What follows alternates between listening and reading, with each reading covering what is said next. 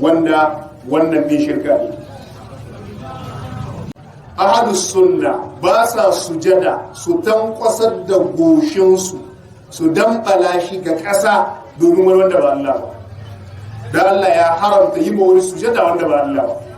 Ba a yi wa mala'ika sujada ko waliyai ko shehinnai ko kabari ko aljannu ko duk wanda kake girmamawa ba a yi mishi sujada. Sujada haƙƙi ce ta Allah saboda ibada ce, ibada kuma haƙƙi ne da Allah yake banta da shi.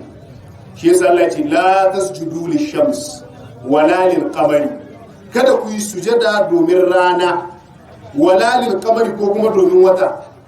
Wasjudu lillahi allazi khalaqahunna in kuntum iyyahu ta'buduna, ku yi ma Allah kadai sujada wanda shine ya halicci waɗannan ababe inda kun kasance Allah kuke bauta ma. Shi yasa Annabi sallallahu alaihi wasallam yake cewa law kuntu amiran ahadan an yasjuda li ahadin la amartu al-mar'ata an tasjuda li zawjiha. Ni da ina yi ma wani umurni yayi ma wani sujada, to da mace ce zan yi ma umurnin ta yi ma mijinta sujada saboda girman haƙƙin mijinta. To sai ni ba yi ma kowa sujada sai Allah.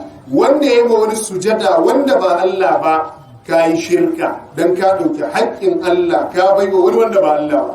Shi kuma wanda aka yi ma sujada ne, idan ya yadda da wannan ko wataƙila ma yana kiran mutane zuwa ga su yi mai sujada, to ya zama ɗagutu ke.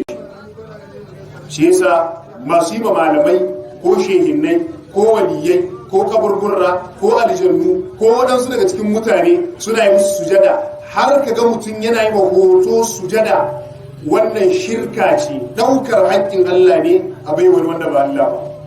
Da haka musulmai su tsare imanin su, kada su rinƙa yi wa wani daga cikin halittun Allah sujada wanda wannan bai shirka ne.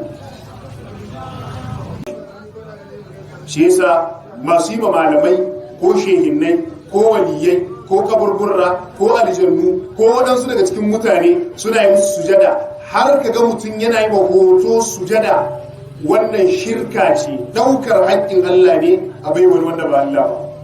Da haka musulmai su tsare imanin su, kada su rinƙa yi wa wani daga cikin halittun Allah sujada wanda wannan bai shirka ne.